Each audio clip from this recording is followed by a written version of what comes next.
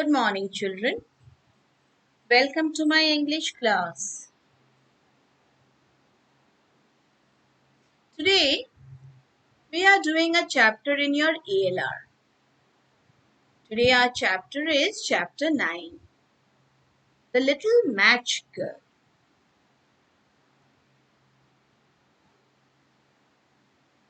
The Little Match Girl is written by Hans Christian Andersen. Now, we need to know a little about the poet, the writer. Hans Christian Andersen was a Danish author. Although a prolific writer of plays, he also wrote travelogues, novels, and poems. He is best remembered for his fairy tales. He was born on 2nd of April 1805 at Denmark. He was educated at the Copenhagen University in the year 1828. For his write-ups, he won many awards. Two of his most famous awards are the Prometheus Hall of Fame Award and the Order of the Red Eagle Award. Some of his write-ups also were turned to movies. What are those? The Little Mermaid, Frozen, which is very well known, The Snow Queen, Thumbelina, and many more. This famous writer and poet left us on 4th of August 1875 when he was staying at Rolligate.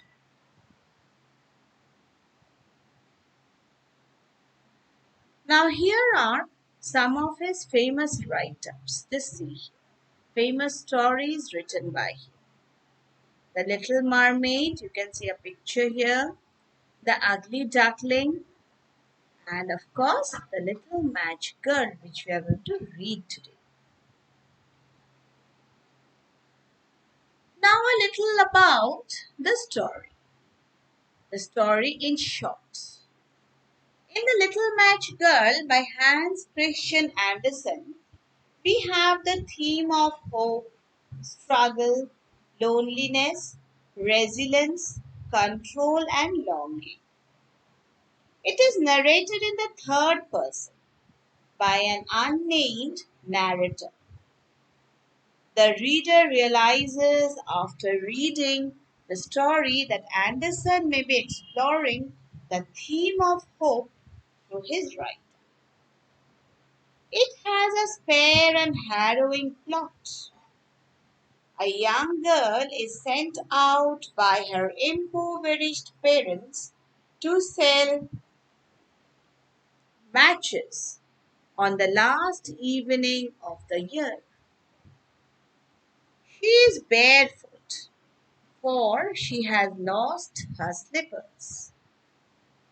One has simply gone missing, and the other is stolen by a boy who says he will use it as a cradle for his own future children. Now we are going to read the story here in brief. I hope you all are going to enjoy as I read the story for you. It was terribly cold and nearly dark on the last evening of the year, and the snow was falling fast. In the cold and darkness, a poor little girl with bare head and naked feet roamed through the streets. It is true she had on a pair of slippers when she left home, but they were not of much use.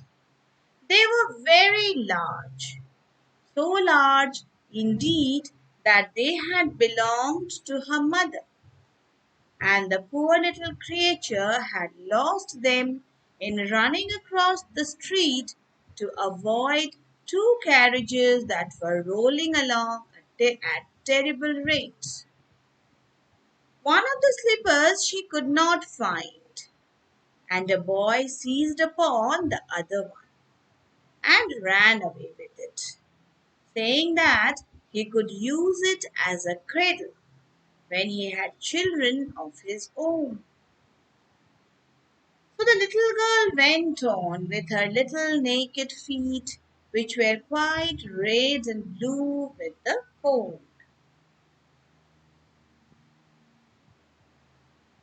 In an old apron, she carried a number of matches and had a bundle of them in her hands. No one had bought anything of her the whole day, nor had anyone even given her a penny. Shivering with cold and hunger, she crept along. Poor little child, she looked the picture of misery. The snowflakes fell on her long hair, which was fair, which hung in curls on her shoulders. But she regarded them not. Lights were shining from every window, and there was a savory smell of roast goose, for it was New Year's Eve. Yes, she remembered that in a corner between two houses, one of which projected beyond the other, she sank down and huddled herself together. She had drawn her little feet under her, but she could not keep off the cold, and she dared not go home, for she had sold no matches and could not take home even a penny of money. Her father would certainly beat her. Besides, it was almost as cold as home as here, for they had only the roof to cover them, through which the wind howled, although the largest holes had been stopped up by straw and rags. Her little hands were almost frozen with the cold.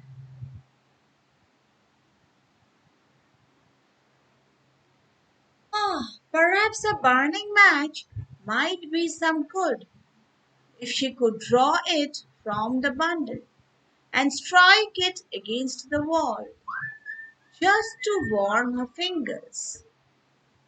She drew one out, scratched. How it sputtered as it burnt! It gave a warm, bright light like a little candle. As she held her hand over it, it was really wonderful. But it seemed to be to the little girl that she was sitting by a large iron stove with polished brass reed and a brass ornament. How the fire burned and seemed so beautifully warm that the child stretched out her feet as if to warm them. When lo, the flame of the match went out. The stove vanished. She had only the remains of the half burnt match in her hand. She rubbed another match on the wall. It burst into a flame, and where its lights fell upon the wall, it became a transparent and as a yell, and she could see into the room. The table was covered with a snowy white tablecloth, on which stood a splendid dinner service and a steaming roast goose stuffed with apples and dried plums. And what was still more wonderful, the goose jumped down from the dish and waddled across the floor with a knife and fork in its breast to to the little girl.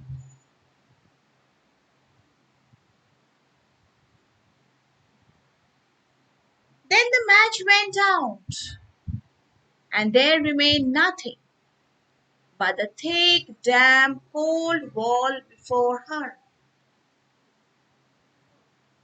She lighted another match, and then she found herself sitting under a beautiful Christmas tree. It was large and beautifully decorated than the one which she had seen through the glass door at the rich merchant's. Thousands of candles were burning upon the green tree, and colored pictures like those she had seen in the show window and toppled down upon it. Oh, the little one stretched out her hand towards the sparkling, and the match went out. The Christmas lights rose higher and higher as they looked to her like the stars in the sky. Then she saw a star fall, leaving behind it a bright streak of fire. Someone is dying, thought the little girl, for her old grandmother, the only one who had ever loved her and who was now dead, had told her that when she falls, a soul, that when stars fall, a soul is going up to God. She again rubbed a match on the wall, and the lights shone round her. In the brightness stood her old grandmother, clear and shining, yet mild and loving in her appearance. "Grandmother," cried the little one, "oh, take me with you. I know you will go away when the match burns out. You will vanish like the warm stove, the roast goose, and the large, glorious Christmas tree." And she made haste to light the whole bundle of matches, for she wished to keep her grandmother there. And the matches glowed with a light that was brighter than the noonday, and her grandmother had never appeared so large or so beautiful before. She took the little girl in her arms, and they both flew upwards in the brightness and joy far above the earth, where there was neither cold, nor hunger, nor pain. For they were with God. In the dawn of morning, there lay the poor little one, with pale cheeks and smiling mouth, leaning against the wall. She had been frozen to death on the last evening of the year, and the New Year's sun rose and shone upon the little corpse. The child still sat in the stiffness of death, holding the matches in her hand, one bundle of which was burnt. She tried to warm herself, said some. No one imagined what beautiful things she had seen, nor into what glory she had entered with her grandmother on New Year's Day. So I hope, children, the whole story is clear to you all. And you all are going to enjoy reading the story with us in our live class. We are going to read the story together. Okay. Thank you, children. Thank you very much.